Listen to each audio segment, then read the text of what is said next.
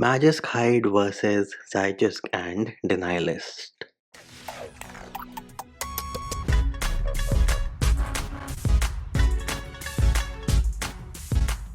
Hey peeps, what's up? Munchie here, back with another video, and there has been some discussion about the new feature of Magisk version 24.4, which is Zygisk, which hand in hand with DenyList does let you pass safetynet, but it is not the same as Magisk Hide. So this here is the Magisk version 23.0, and if you go into settings, you do have a toggle for Magisk Hide. Now once you enable this toggle, what are the changes which happen to your device? And again, these changes happen in the backgrounds. So first thing which is hidden is Magisk itself, that is super user is hidden, the Magisk module is hidden, then unlocked bootloader status is also hidden, but herein you have a small condition that it is only hidden for devices which are using software attestation. If a device is using hardware attestation, then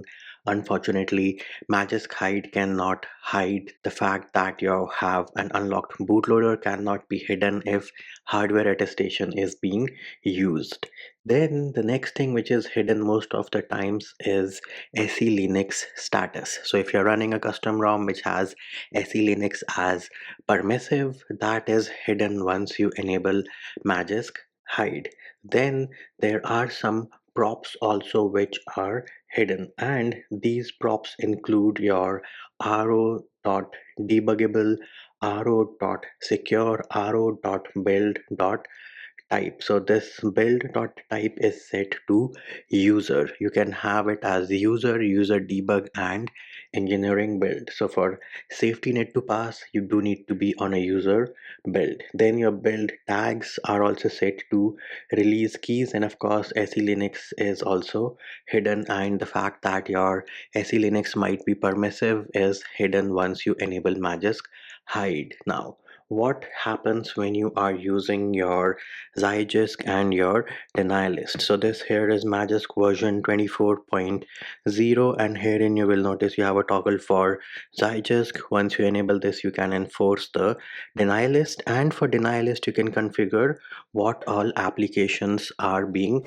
denied. Now what happens with DenyList, what is hidden, what is not hidden? So what DenyList is hiding only includes root status, then it includes the modules and Magisk. That's it. Those are the only things which are hidden. Your SE Linux status, your build type, all the other things which I talked about are not hidden with DenyList, which is why you would need some other module to make those changes. Now people are getting confused because the UI is the same and you are passing safety net once you enable DenyList and say add the Google Play services, Google Play Store, and whatever applications you want to add and hide root from. So you are basically hiding root from those applications, but the functionality, you can say that this Zygisk and DenyList is a subset of Magisk Hide. It is not performing all the other activities, all the other spoofing which